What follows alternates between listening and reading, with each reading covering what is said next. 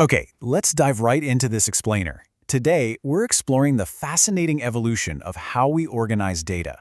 We're going to trace this all the way from the highly technical structures of modern operating systems, right back to the grave historical weight of early data processing.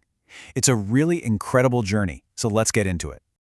Before we can really grasp the complex systems that manage our entire world today, we kind of need to start at the bottom. We have to ask what acts as the foundational manager of a computer's hardware. There's an invisible structure working behind the scenes of every device you use. And that manager is called a kernel. Think of the kernel as the core brain of your operating system. It's the highly efficient traffic cop managing system resources, memory, and all the communication between your hardware and your software. But over the decades, computer scientists have fiercely debated the absolute best architectural approach for this manager to actually organize system tasks. So, the crucial thing to understand here is the difference between two very distinct designs. On one side, you have monolithic kernels, like Linux. These run absolutely everything, including all your device drivers, in one large, centralized space. On the other side, you have microkernels. Instead of clumping it all together, microkernels divide tasks into separate, isolated, user-space servers. And looking at this brilliantly illustrates the theoretical purity of the microkernel approach. Systems like Mach and Hurd are built on this idea. Because the components are separated into this modular, object-oriented structure, you get incredible fault isolation. Basically, if a single network driver crashes, it doesn't bring down the entire system. It's just inherently more secure. Tracing its 36-year history, though, we see that building this pure system was incredibly difficult. Hurd officially began development in 1990 on the Mach microkernel, but just a year later, in 1991, the Linux monolithic kernel appeared, and the development momentum completely shifted.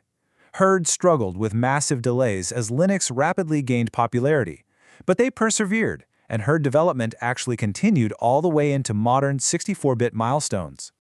You can actually hear the sheer difficulty of realizing this microkernel dream in a quote from GNU project founder Richard Stallman. He acknowledged the fundamental performance and design complexities that ultimately slowed GNU Hurd's progress, admitting that using the Mach microkernel as a foundation was a technical decision that, unfortunately, didn't speed up the work like they'd hoped. But researchers didn't just give up on the idea. They eventually learned from the heavy overhead of Mach, and that led to incredibly fast second-generation kernels like the L4 family. And today, we're seeing experimental breakthroughs pushing the boundaries even further, like the CDEX microkernel. Now, what's really fascinating about these benchmarks is the performance jump. Modern hardware-backed isolation allows next-generation microkernels to vastly outperform traditional monolithic architectures. We're looking at 3.5 times faster communication between internal components, 4.2 times faster hardware response, and it's literally 96 times smaller than Linux. We're talking less than 128 kilobytes compared to over 12 megabytes. So, we've seen how microprocessors and kernels manage immense flows of digital data today. But we have to ask ourselves, before all this technology existed, how did humanity systematize information? And more importantly, what ethical responsibilities actually came with that kind of power? Well, this brings us to the Hollerith machine. This was a mechanical punch card system invented at the very end of the 19th century. In a lot of ways, this machine gave birth to the information age, because for the first time, it allowed statistics and data to be incredibly individualized and tracked on a mass scale. But there is a very dark side to this capability. During the 1930s and 40s, this precise technology was adopted by the Third Reich. They utilized custom-designed punch cards to systematically track individual human traits, professions, and religious affiliations across entire populations.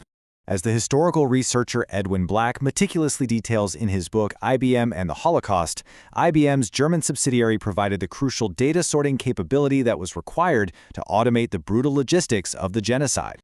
We really have to objectively recognize the massive scale of this operation.